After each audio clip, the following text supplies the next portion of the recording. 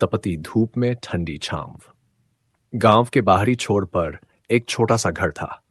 उस घर में 20 वर्षीय वृद्धा निर्मला अकेली रहती थी। पति की मृत्यु के बाद और बेटा शहर में नौकरी की तलाश में जा बसने के बाद निर्मला का जीवन एकाकी हो गया था। गांव की सन्नाटेदार गलियों में उसका बुढ़ापा जैसे दिन ब दिन और गहराता जा रहा था। निर्मला का बेटा रोहित शहर में नौकरी के पीछे भागते हुए अपनी मां को धीरे धीरे भूलता जा रहा था। साल में सिर्फ एक बार वो दिवाली पर गांव आता और मां से 2-4 दिन मिलकर फिर से चला जाता। हर बार जाते हुए वो वादा करता, मां, अगले साल तुम्हें अपने साथ शहर ले जाऊंगा, वहां तुम्हारी खूब देखभाल होगी। लेकिन समय बीतता गया, स्फा और निर्मला का इंतजार बढ़ता गया। साल दर साल उसने इस आस में बिताया कि कभी रोहित उसे ले जाएगा।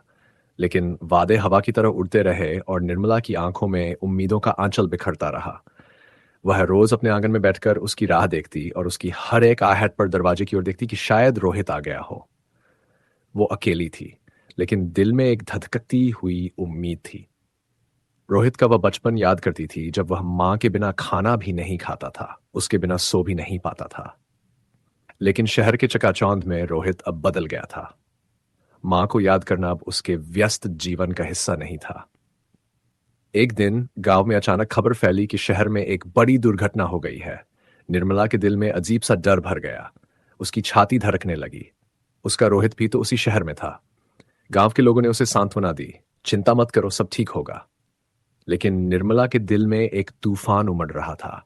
वो चाहती थी कि किसी तरह शहर जाए, लेकिन बूढ़ी हड्डियों में अब वो दम नहीं था। उसकी आंखें रोहित की राह देखते देखते थक चुकी थीं, लेकिन उम्मीद का दामन उसने अब भी नहीं छोड़ा था। कुछ दिन बाद गांव के डाकिये ने निर्मला को एक पत्र दिया। यह रोहित का पत्र था। उसने लिखा था, मां, मैं जल्द ही तुम्हें लेने आ रहा हूं। अब तुम और अकेली नहीं रहोगी। मैंने शहर में एक अच्छा घर खरीदा है, तुम्हें वहां कोई कमी नहीं होगी। यह पत्र पढ़कर निर्मला के दिल में एक नई उमंग जागी। उसकी आंखों में फिर से चकमक आ गई। उसे यकीन हो गया कि इस बार रोहित जरूर आएगा। उसने अपनी पुरानी साड़ी को धोकर रखा और आंगन को साफ किया। हर दिन वह दरवाजे के पास बैठती और रोहित के आने का इंतजार करती। दिन बीतते गए, हफ्ते बीते गए, लेकिन रोहित नहीं आया। गांव में लोग अब भी उसकी चिंता करते थे, लेकिन निर्मला ने किसी से कुछ नहीं कहा। उसका दिल अब भी कह रहा था कि रोहित आएगा। एक शाम जब आसमान में सूरज डूबने की तैयारी कर रहा था, निर्मला ने देखा कि गांव की ओर एक कार आ रही है। उसकी आंखों में चमक लौट आई। उसने सोचा कि शायद रोहित आ गया। कार रुकी, लेकिन उसमें से रोहित नहीं, बल्कि एक अनजान आदमी उतरा। वो आदमी निर्मला के पास आया और कहा, मां जी, मैं रोहित का दोस्त हूं, उसने मुझे यहां भेजा है। निर्मला का चेहरा एक पल के लिए खुशी से खिल उठा, लेकिन फिर वह चुप हो गई। उसने धीमी आवाज में पूछा, रोहित कहाँ है? उस आदमी ने कुछ क्षण चुप्पी साधी, फिर बोला, मां जी, रोहित अब इस दुनिया में नहीं है। यह सुनते ही निर्मला का दिल जैसे ठहर गया। उसकी आंखों से आंसू बहने लगे। वह कुछ कह नहीं पाई। रोहित के दोस्त ने बताया कि एक सड़क दुर्घटना में रोहित की मौत हो गई थी। निर्मला के दिल में तूफान उमड़ पड़ा। उसकी आंखों के सामने वो सारे वादे घूमने लगे जो रोहित ने किए थे। उसकी आवाज कानों में गूंजने लगी, मां, मैं तुम्हें लेने आऊंगा। वो कमरे में जाकर रोहित का पुराना खिलौना उठाकर रोने लगी। जैसे जैसे उसकी हिचकियां तेज होती गई, वैसे वैसे उसकी आस टूटने लगी।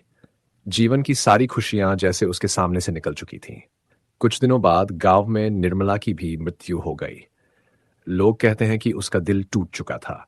उसने रोहित के बिना जीने की उम्मीद ही छोड़ दी थी। रोहित और निर्मला दोनों अब इस दुनिया में नहीं थे, लेकिन गांव वालों की आंखों में अब भी उनकी कहानी जिंदा थी।